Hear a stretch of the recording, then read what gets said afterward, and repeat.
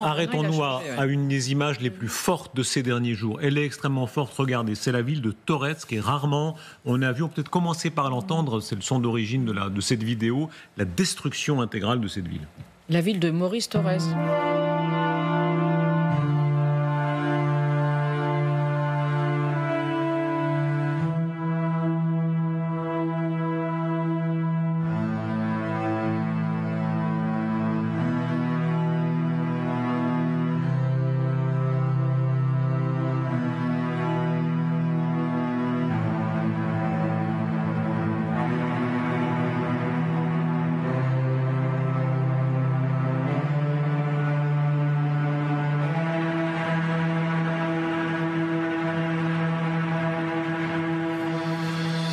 Cette image est vertigineuse. C'est le colonel Goya qui dit toujours il faut relativiser la question du nucléaire parce que même avec des moyens classiques, il y a des destructions qui ressemblent pas à du nucléaire stratégique mais à du nucléaire tactique. En réalité, là, la destruction est si impressionnante. Mais surtout, on rappelle quand on revoit ces images, d'ailleurs que les combats font rage depuis mi-juin, la ville n'est pas tombée complètement entre les mains des Russes, mais quelques soldats russes sont déjà entrés dans la ville depuis le mois d'octobre. Mais on sait que les combats font rage et que les Ukrainiens tentent à tout prix de garder cette ville, Didier. En fait, il y a deux villes qui sont les deux villes où les Russes font le plus gros effort. La première, c'est Toretsk. Et la seconde, on va en parler tout à l'heure, j'imagine, c'est Kurachowie. Pourquoi ? Parce que ce sont deux saillants qui, si vous voyez, en face de Donetsk. Qui est la ville importante, c'est la capitale du séparatisme russe. Enfin, c'est là qu'ils avaient mis en place le système. Il reste sur cette ligne de front deux saillants. Au nord, Toretsk, et au sud, Kurachowie. Si les Russes sont en train de prendre Kurachowie et essayent de prendre Toretsk, pourquoi ? Parce que ça leur permettra d'avoir mis la ville de Donetsk à une trentaine de kilomètres à l'arrière, et donc hors d'atteinte des canons d'artillerie longue portée ukrainienne. Donc il y a cet objectif aussi derrière, indépendamment du fait que ce sont des points pour avancer sur l'invasion de l'Ukraine. C'est politiquement important pour eux de dire à la population de Donetsk qu'ils sont là pour les protéger. Un mot simplement chacun de commentaire sur cette image qui est tellement terrible. On se rappelle les images de Grozny pendant la guerre de Tchétchénie, des images évidemment d'Alep, Bakhmout, Mariupol, voilà, sur ce qu'elles évoquent évidemment sur la brutalité de cette guerre à 4 heures d'avion, même pas 3 heures d'avion de Paris. Et c'est la méthode Grozny, comme vous avez dit, raser complètement la ville par tous les moyens possibles et imaginables. Et ça prouve aussi, et illustre une fois de plus, le mépris de la vie humaine, le mépris colossal de la vie humaine, c'est-à-dire jeter des fagots de vie humaine dans le brasier de la guerre. Donc ça, c'est typiquement russe, il faut le reconnaître, malheureusement. Donc il y a Pas que russe. Pas que russe, mais enfin, il y a ce qui est prouvé. Oui, mais ils étaient formés par les Russes. Il y avait quand même des objectifs stratégiques. Et comme le soulignait Émilie, on se bat toujours dans Torres. Regardez ces images. Là, on va entrer dans les immeubles. Et on voit que dans chaque immeuble, les Ukrainiens doivent nettoyer, comme disent les militaires, chaque étage pour vérifier qu'il n'y a pas des soldats russes, des commandos russes qui continuent à se battre, des snipers notamment, j'imagine. Voilà. Cette image-là, d'abord, là encore, commentez-la, c'est assez impressionnant de voir. En fait, ce qui est intéressant, c'est à Toretsk où il y avait des avancées russes sur la ville. Les Ukrainiens font des contre-offensives pour les en chasser. C'est-à-dire que les Russes essayent de prendre des positions au centre-ville en faisant des colonnes d'infiltration. Ils s'installent dans des maisons qu'ils essayent un peu de fortifier pour tenir, et les Ukrainiens font des contre-attaques, c'est ce qu'on voit là, pour les expulser de ces baraques. Ça rappelle les images de la Seconde Guerre mondiale, dans Stalingrad, etc., où on se bat vraiment immeuble par immeuble. C'est toute la difficulté, la dureté, l'âpreté du combat en localité. Le combat en localité, d'abord, c'est terrible parce que la menace vient de 3 dimensions. Ça peut venir du haut, ça peut venir du bas, évidemment. Donc ça va, parce qu'on peut avoir des gars d'un étage à l'autre, on peut avoir des gars dans les sous-sols, ça peut passer vous voyez, regardez, entre un étage à l'autre, à travers les trous dans les murs, on est obligé d'aller chercher. Donc c'est en stress absolu, il faut être tout le temps couvert. Le risque de piégeage est énorme. Ça veut dire qu'il faut utiliser énormément de munitions pour se couvrir, que ça soit de la munition sur les fusils d'assaut, mais aussi sur les grenades. La consommation de grenades dans un combat en localité, c'est énorme. Donc ça veut dire qu'il faut organiser en permanence des capacités de rotation.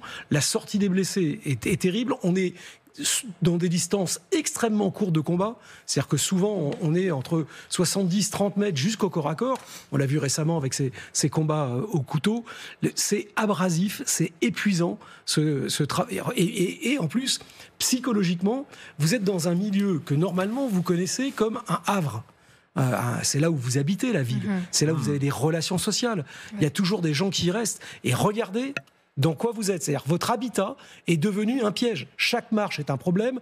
Les risques de fuite de gaz pourraient faire des explosions, l'électricité s'il en reste, etc.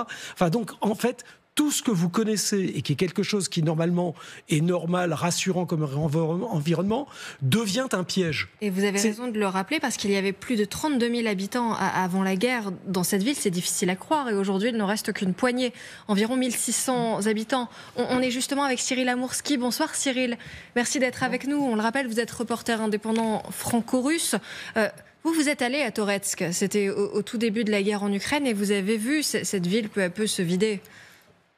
Oui, tout à fait. Je suis allé à Toretsk en décembre 2022 et un peu plus tard aussi dans les premiers mois de 2023. Et c'est une ville qui était extrêmement importante pour la logistique ukrainienne. C'est une ville où d'ailleurs les gens se disaient, enfin je veux dire les civils qui ne comprenaient pas vraiment la situation encore sur le front, se disaient que c'est étonnant qu'on investisse encore des millions de dollars dans le maintien des routes, dans la reconstruction des routes, dans le goudron, parce qu'en réalité, cette route, elle était extrêmement importante, celle qui passait par Toretsk, qui reliait la ville de New York et le reste du front, pour des questions logistiques, en termes d'approvisionnement militaire, mais aussi pour pouvoir évacuer des militaires qui étaient blessés. Et justement, en 2022, j'ai publié à la fin de l'année, en décembre, une fois de plus, il me semble, un reportage depuis Toretsk, depuis un centre de stabilisation. C'est un endroit où les militaires sont envoyés dans un premier temps avant d'être transportés vers un hôpital qui, lui, se situe dans de grandes villes.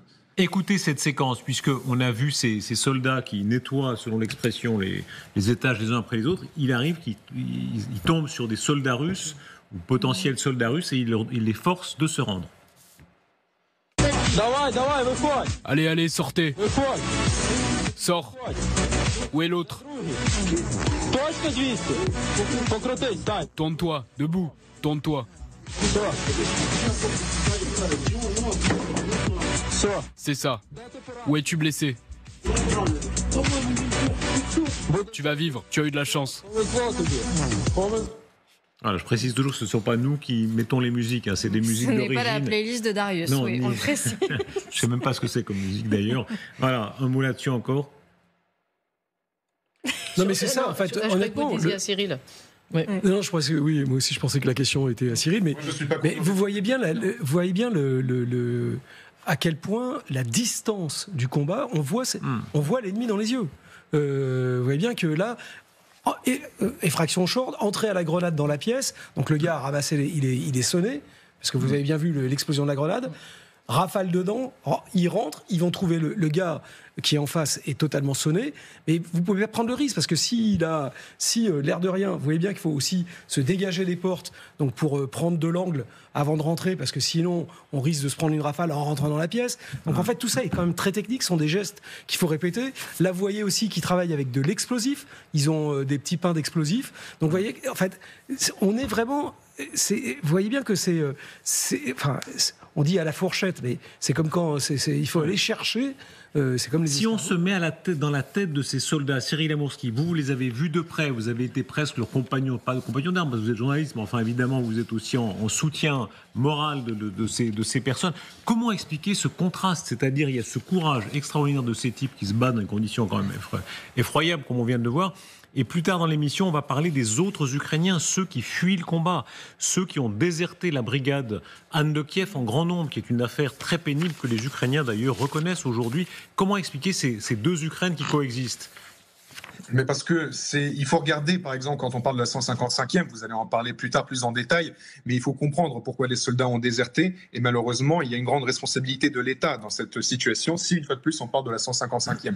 Si on parle du reste des brigades, malheureusement, nous sommes également dans des situations où il y a des militaires ukrainiens qui viennent juste d'être formés, qui ne sont pas envoyés sur des terrains, disons, moins chauds, comme par exemple celui de Kherson, ou même à la limite celui de Vovchansk, mais qui sont directement envoyés sur les fronts les plus chauds, dans les combats les plus difficiles difficile. Et donc, on se retrouve dans des situations où nous avons déjà des soldats qui, de base, pour la plupart, sont démobilisés, sont même bussifiés, c'est le mot qui a été créé en Ukraine et qui est utilisé aussi dans les sphères françaises, c'est-à-dire des personnes qui ont été mobilisées dans la rue, parfois de force. Donc, évidemment, on ne se retrouve pas face à des soldats qui sont motivés, qui sont aguerris. Et quand on les envoie en première ligne, ce n'est pas une bonne idée. On se retrouve dans la situation dans laquelle s'est retrouvée une partie, je dis bien une partie parce que la situation est plus complexe, la 155e brigade. Mais globalement, quand on regarde les soldats, quand on regarde les statistiques, alors déjà, certes, il y a des soldats qui ont déserté, mais une partie d'entre eux sont revenus se battre. L'Ukraine a mis en place un mécanisme qui autorise aux soldats de revenir sur le terrain sans le moindre problème juridique, sans les moindres poursuites, si le soldat décide de revenir sur le terrain. Donc il y a une grande partie des soldats qui ont décidé de faire ça, et pour les autres, de toute façon, pour la quasi-intégralité en réalité de l'armée ukrainienne, les choses n'ont pas changé, les mesures sont toujours les mêmes, ils continuent à se battre, les conditions sont très difficiles, et si aujourd'hui, la bataille de Toretsk, la bataille de Pokrovsk, c'est très important, c'est parce que l'Ukraine aujourd'hui ne possède quasiment plus aucune de ses centrales à charbon, et la plupart d'entre elles, 80%, se situent dans le Donbass. Si l'Ukraine aujourd'hui perd les villes de Toretsk, les villes de Kurakhove, les villes de Pokrovsk, cela va avoir un impact considérable sur l'économie ukrainienne, sur ses ressources naturelles. Donc le combat continue. Cyril, parlons-en, puisque vous introduisez ça, cette ville de Kurakhove. Arrivons-y, puisque c'est cette ville, c'est cet autre théâtre de combat. Et vous le dites, n'est-ce pas, il y a dans ce sous-sol, notamment dans le sous-sol de cette région de l'Ukraine, des matières premières extrêmement importantes. Catherine Gentil, expliquez bien ça. Oui, c'est-à-dire que concernant Kurakhove, là, cette ville que les Russes disent avoir pris, et sur certains médias ukrainiens, ils confirment. Pas les responsables militaires ukrainiens ni le pouvoir politique ukrainien, mais certains médias, oui. Et effectivement, c'est une ville où il y avait 22 000 habitants, là un peu moins qu'à Toretsk, avant la guerre, mais où c'est très important parce qu'en effet, comme le disait Cyril Amourski, il y a notamment des mines de lithium, du charbon, il y a vraiment notamment du charbon qui permet aux Ukrainiens de fabriquer de l'acier et donc de l'armement. Donc s'ils perdent ça, pour eux, c'est évidemment d'un point de vue militaire, évidemment c'est tragique, mais également d'un point de vue économique et puis en termes de fabrication. Il y a un énorme enjeu économique. On oublie toujours à quel point l'Ukraine, BlackRock par exemple, BlackRock qui est je crois le plus grand fonds d'investissement du monde, je crois que c'est le plus grand du monde, a acheté massivement des terres d'Ukraine, parce que la belle terre d'Ukraine, bien noire, bien lourde, etc., une terre extrêmement précieuse. Merci à vous, bonne soirée, au revoir. Voilà, et effectivement, il y a aussi les mines de lithium qui comptent à ce point-là. Et là aussi, toujours Trump, Zelensky dit toujours, on va rappeler sans arrêt à Trump ça, parce que pour Trump, ça, ce sont des choses qui comptent, doublement. Le business. Business is business. Non, l'argent, et pas que pour Trump, mais aussi pour ceux qui l'entourent, c'est quand même un businessman, c'est quelque chose qui est important pour l'économie ukrainienne, mais aussi c'est des métaux qui sont importants pour l'économie mondiale, et donc il y a tout un intérêt pour les Américains d'investir, et du coup tout l'intérêt pour Zelensky de cette campagne de communication. Qu'est-ce qu'on sait de cette bataille de Kurakhove ? On va rappeler précisément ce qui s'est passé aujourd'hui. En tout cas, c'est la Russie qui annonce avoir revendiqué la prise de cette ville. Elle serait tombée entre les mains des Russes aujourd'hui, donc on est dans l'est de l'Ukraine. On le rappelle, les deux armées se bagarrent depuis 3 mois dans cette ville. Et regardez le communiqué de l'armée russe qui est tombé aujourd'hui sur Telegram. Au cours d'opérations offensives actives, des unités de groupes de forces du Sud ont complètement libéré la ville de Kurakhove, le plus grand centre de population dans la partie sud-ouest du Donbass. Alors, regardez sur la carte où ça se trouve. C'est vous, Didier François, tout à l'heure, qui nous en parliez. On est dans l'oblast de Donetsk. On est tout près de Pokrovsk. Là aussi, c'est là aussi que l'armée russe pousse particulièrement. Et surtout, est-ce que les Russes ont raison, si en tout cas ça se vérifie, parce qu'on le rappelle, il n'y a que les Russes qui disent pour l'instant qu'ils ont pris cette ville. Les Russes estiment que cette conquête-là permettra ensuite d'accélérer très vite dans la région de Donetsk. Oui, c'est ça. Pourquoi est-ce qu'ils disent déjà, ça Non, mais c'est des balivernes. Non, vous avez l'air de rigoler. Non, parce que l'accélération. Mais il rigole toujours, c'est son style. Même quand il raconte, quand il a été torturé par les djihadistes, il rigole. Voilà. C'est comme les. Ça sert à rien de pleurer, en fait. Non, mais c'est une très bonne philosophie. C'est une très bonne philosophie de vie, voilà. Non, mais en fait, Kurakhove, c'était important pour les Russes de le prendre parce que c'est un verrou dans leur progression, particulièrement sur une route qui est importante, qui est la N15, le long d'une petite rivière qui s'appelle la Vovocha. Et Ils ont commencé la bataille en octobre là-dessus, et vous voyez qu'en termes d'accélération, ils auraient pu faire un peu mieux. Mais ils sont rentrés dans le centre-ville, effectivement, et les Ukrainiens continuent de s'accrocher, mais ils sont dans une logique qui est la même logique depuis le début dans cette bataille du sud Donbass. Alors vous voyez bien qu'on n'est quand même vraiment pas dans du stratégique. Hein. C'est de la défense élastique, de reculer petit à petit en infligeant des pertes russes. Et là, aujourd'hui, effectivement, les Ukrainiens se sont regroupés sur une ligne d'arrêt qui est juste à la sortie du village, avec 3 autres villages, Svechetko, Dachnier et Yantarné. Et alors, ce qui est étonnant pour le coup, c'est que vous voyez bien là, il y a une autre pointe au nord qui va vers Pokrovsk, mais ceux qui attaquent à Kourakovié, ils vont plutôt vers l'ouest, pour l'instant le long de la rivière. Alors ramassons tout ce qu'on vient de comprendre là. Qui a l'avantage? Est-ce que, comme le disait le général Yakovlev tout à l'heure sur l'antenne, au fond les deux armées sont épuisées et n'en peuvent plus? Ou est-ce que les Russes ont l'avantage? Ou est-ce que l'Ukraine a l'avantage? Quelle est la réponse? Alors, l'Ukraine n'a pas l'avantage. Les Russes ont l'initiative dans cette région-là. Non, mais en général, là, à ce point de la guerre, on est le 6 janvier et on va voir de quelle façon Emmanuel Macron, Volodymyr Zelensky, Donald Trump, chacun prend position sur la suite. Mais votre vue d'ensemble. Dans cette région, les Russes ont l'avantage, évidemment. Mais pendant ce temps-là, oui, mais pas à Kursk. Voilà, c'est ça. Mais alors, c'est vrai que le comparaison n'est pas raison, comme on dit souvent. Kursk, c'est une toute petite parcelle. Là, les Russes, évidemment, ils ont dans l'idée, de préférence aux environs du 20 janvier, si vous voyez ce que je veux dire, de progresser le plus possible. Alors, ils n'arriveront pas à Pokrovsk, mais tout ce qui sera pris, et notamment Kourakové, c'est quand même une ville sur laquelle ils faisaient un effort quand même remarquable, depuis plusieurs semaines. Donc, s'ils réussissent à la prendre, évidemment, ils en seront alors, absolument comment ravis. les puissances pèsent-elles tout ce qu'on vient de dire et de voir? On parlait tout à l'heure de Trump. Quelles sont les images qu'il retient? Eh bien, on a ce soir vraiment, on commence à avoir la perspective 2025 et notamment le président de la République. Ce matin, Emmanuel Macron, à la conférence des ambassadeurs, qui prend position de manière assez nette. Écoutez bien sa déclaration. Elle pèse son pesant politique et chaque mot est visiblement calibré, notamment les mots discussion réaliste sur des questions territoriales. Écoutez-le. Et au fond, les États-Unis d'Amérique ont à nous aider pour changer la nature de la situation et convaincre la Russie de venir à la table des négociations. Les Ukrainiens ont à mener des discussions réalistes sur les questions territoriales et eux seuls peuvent les conduire. Et les Européens ont à construire des garanties de sécurité qui seront leur responsabilité au premier rang, car c'est une réalité géographique et géopolitique. Voilà, cette déclaration. Qu'est-ce qui est en train de se passer quand le président de la République française dit il va falloir des discussions réalistes sur des questions territoriales? On peut regretter qu'il utilise un vocabulaire que les Russes ont utilisé très très tôt dans la guerre, qui était de dire il faudra tenir compte des nouvelles réalités territoriales.